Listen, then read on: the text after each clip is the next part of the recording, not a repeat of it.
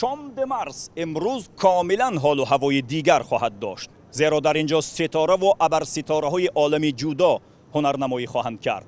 از جمله تدی رینر شاه جودوی جهان، تیمور رحیموف، گورم، سایتو، مینیونگ و دیگر نام آوران عالم جودو هنرنمایی خواهند کرد. و اگر برای تمام فرانسه که امروز حتما مخلصانش در اینجا حضورشان بسیار پرشور خواهد بود، تدی رینر مهم باشد، برای مخلصان تاجیک و تاجیکستانی برآمدی تیمور رحیموف بسیار مهم است. به گفته کارشناسان و هیئت مربیان تاجیک، در گروه سی تیمور رحیموف امکان دارد تا به دور نیم نهایی برسد و امیدوارم که او از عهده این کار میبراید و بتواند با نشان بازی‌های المپی به تاجیکستان برگردد.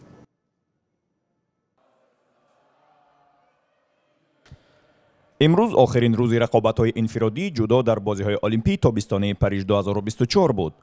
سنگین‌ترین و قوی‌ترین جودوکاران جهان در میدان شام مارس جمع آمده بودند و امروز این میدان سرشار از مخلصان و خبرنگاران بودند. در کنار ستاره‌ها و ابر ستاره‌های جودوی جهان همچنین ورزشگر تاجیک تیمور رحیموف نیز امروز برای مدال‌های وزنی به اضافه 100 کیلوگرم اندر میدان رقابت شد. تیمور رحیموف در دور اول رقابت‌ها آزاد بوده، در دور دوم با غالب جفت اریک ابراموف از آلمان و سنتنگ ادخو از مغولستان باید رقابت می‌نمود.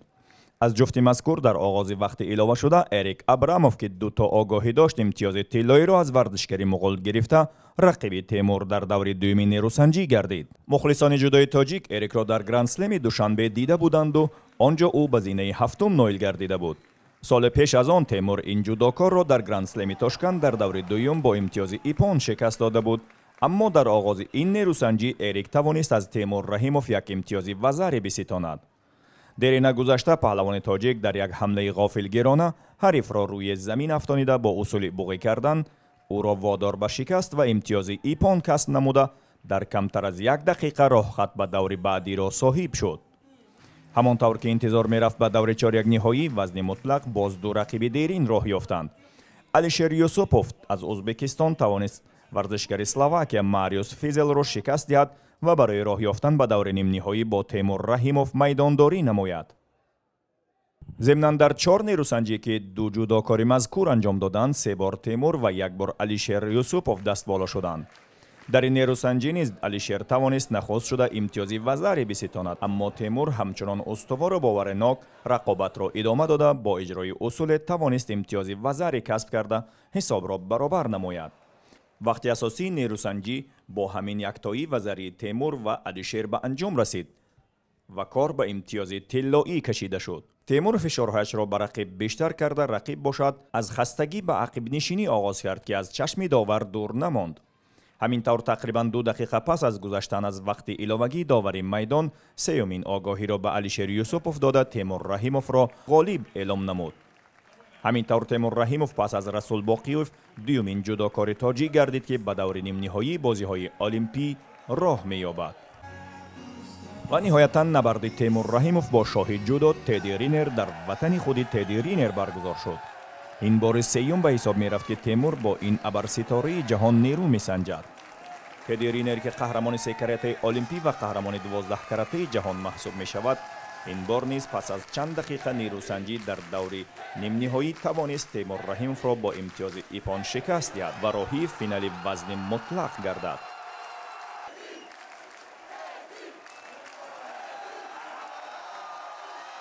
تیمور رحیموف باشد رقابت را برای زینه سیم افتخاری ادامه داد. همینطور تیمور برای کسب مدال برنجی بازی‌های المپی تابستانه پاریژ 2024 با اندی گراند از کشور کوبا وارد رقابت شد. این ورزشگر کوبا امسال چمپیون رقابت‌های پن امریکا و اقیانوسیه شده بود. دوام نیروسنجی تیمور کسب امتیازی وزری کرد و تا آخر نیروسنجی این برتریتش را حفظ نموده در نهایت حریف را شکست داده اولین بار در فعالیت کسبیش به مدال بازی‌های المپی تابستانه دست یافت. در انجام مراسم با شکوه جایزه سپاری صورت گرفت. مدال و جایزه‌های المپی به ورزشکاران افتخار آفر سپاریده شد. تیمور رحیموف و الیشر یوسوپوف به زینه‌های سیم افتخاری دست یافته مدال‌های برنجی دریافت کردند. نایب قهرمان بازی‌های المپی پاریژ 2024 باشد که مینیونگ از کشور کره جنوبی گردید. نهایتاً قهرمان 4 کرته المپی تدی رینر در مقابل مخلصان سرشمار فرانسوی و در وطن خودش مدال طلای پاریس 2024 را دریافت نمود.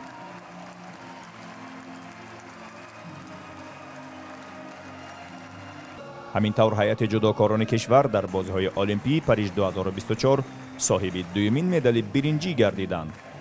یادآور میشویم چند روز پیش سامان محمدبکov نیز به مدال برنجی المپی در وزن تا 81 کیلوگرم دست یافته بود.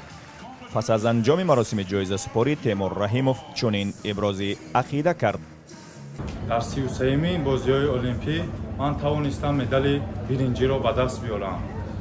من همه وقت از دستگیری خیرتمندانه پیشوای معظم ملت پرزیدنت جمهوری تاجیکستان محترم امامعلی رحمان و رئیس شهر دوشنبه محترم رستم امامعلی که پیوسته ما ورزشگران را و ورزش تاجیک را دستگیری میکنند، من میnnتداری خود را بیان میکنم.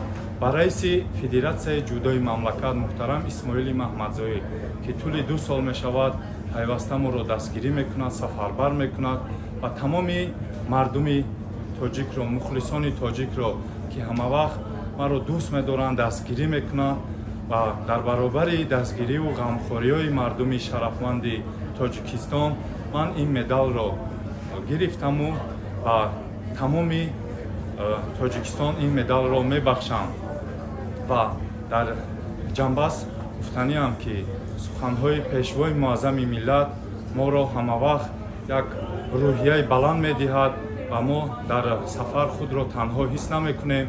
از پشت ما پیشوای معظم ملت و زیاده از 10 میلیون نفر اهالی جمهوری تاجیکستان ما را دستگیری میکنند، مخلصی میکنند و با یک صدا میگوییم تاجیکستان به پیش. همچنین طبق روال معمول قهرمان و جایزه داران بازی‌های المپی پاریس 2024 در نشست مطبوعاتی اشتراک نموده به سوال‌های خبرنگاران پاسخ گفتند. تیمور رحیموف در پاسخ به سوال خبرنگار تلویزیونی ورزش درباره المپیاد بعدی چنین پاسخ داد. وقتی مسابقه شد ما تماشا می‌کردیم و پیگیری می‌کردیم که تدرین چندین کرده تا قهرمان جهان بازی‌های المپی و وقتی با او بازگویی می‌کنی در حقیقت در می‌کنی که او به نهایت یک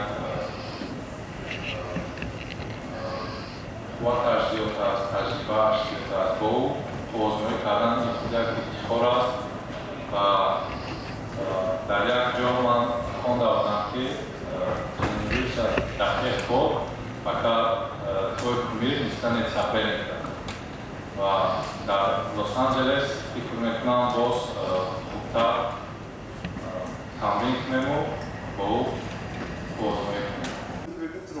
همینطور فعلا تیم المپی تاجیکستان حداقل 3 مدال المپی در بازی‌های المپی پاریس 2024 به دست آورده است که تاکنون بی‌سابقه دانسته می شود و هنوز این انجام کار نیست، زیرا باز چند ورزشکاری دیگر قرار است که در روزهای بعدی وارد میدان رقابت شوند.